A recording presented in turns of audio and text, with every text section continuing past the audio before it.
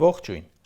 Հայաստանի լրահոսում հանցավորության մասին լուրերը քանակով հավասար են մյուս բոլոր լուրերին։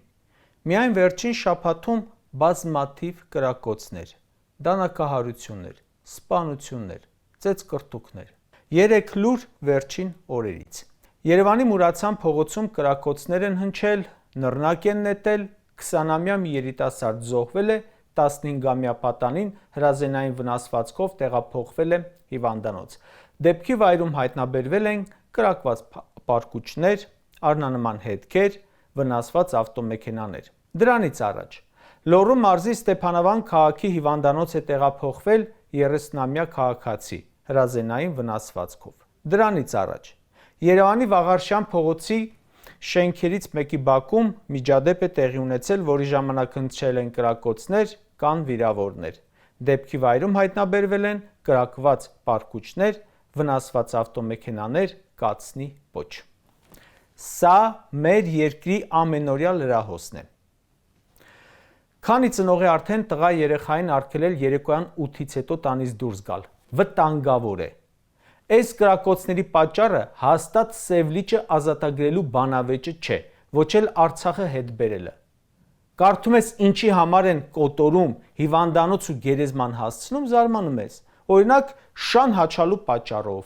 ծորակը բացելու պատճառով, վարդավառին ջրելու պատճառով։ Կարող ենք իհարկե հանրությանը կոչ անել իրավագիտակցության, բայց ախր խնդիրը հանրությունը չէ,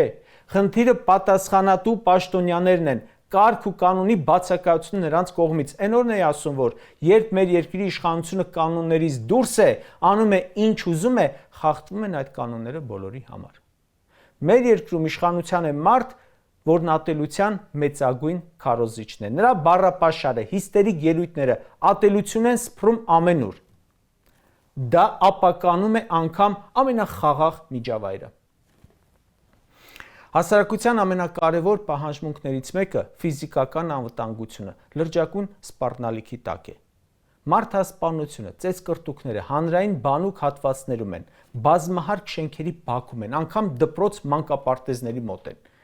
Նիկոլն ասում էր, պետությունը միակն է, որն ունի ֆիզիկական ուժ կիրառելու օրինական իրավունք։ Հիմա պետությունը կորցրել է այդ մենաշնորհը։ Հանցավոր տարրերը այլևս չեն վախենում իրավապահ համակարգից։ Եվ հանրության մոտ հարց է առաջանում. դուք վերահսկում եք իրավիճակը, թե վերահսկում եք, որ հանկարծ այս ամենը չհանդարտվի։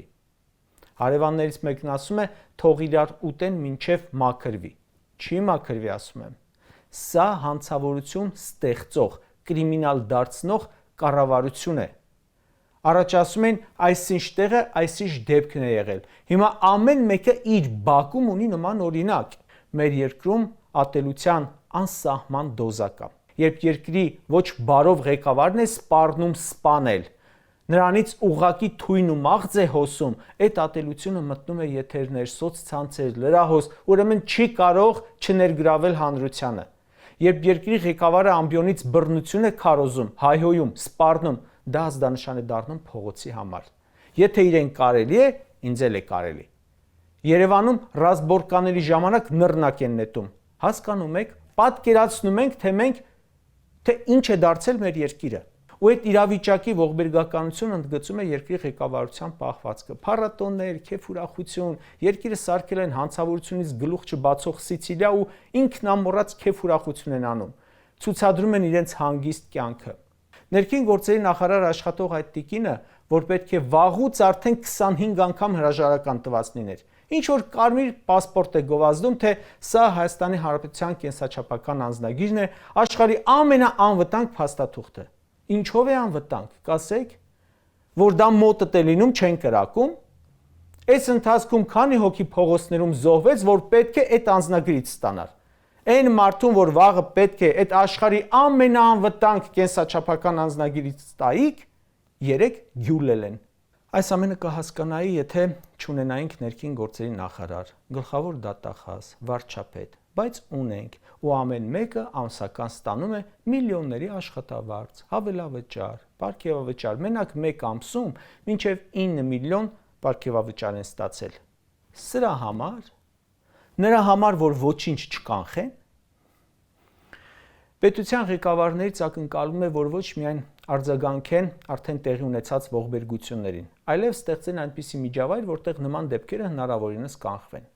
Այդքան հեռախոս է գաղտնալսում։ Թիմակիցն ասում էր, սաղ հեռախոսները լսվում են։ Բա որ լսվում են, կանխեք հանցագործությունները։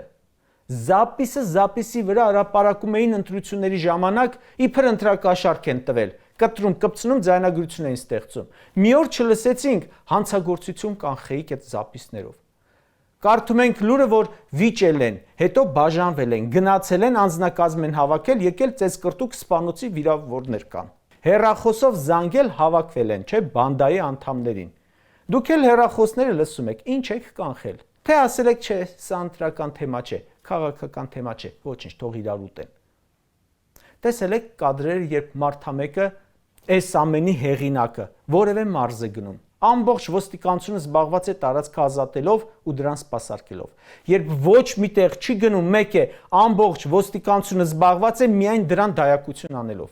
Իսկ սաղ երկիրը կրիմինալը խեղդում է։ Հələ պատկերացրեք, էլի այսպիսի մի վարժություն անեն։ Ոստիկանություն 2 հատ զանգ է գնում, ասենք, պատկերացրեք, 2 հատ զանգ է գնում ոստիկանություն, մեկն ասում է այսինչ թաղամասում ոստիկանության շենքի կողքը ինչ որ ջահելներ իրար դանակահարում են։